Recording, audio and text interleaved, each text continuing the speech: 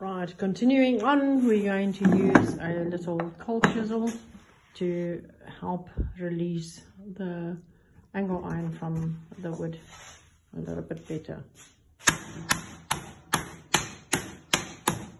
Just beating it a bit.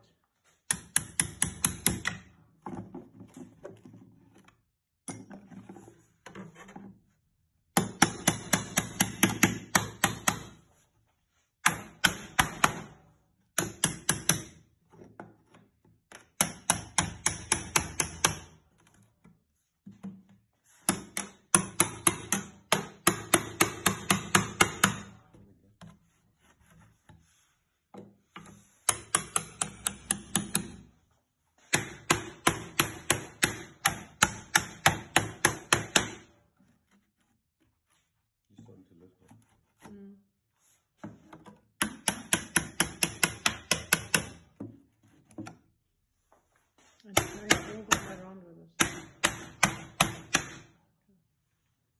It's really good for starting to lift. Oh. Starting to lift.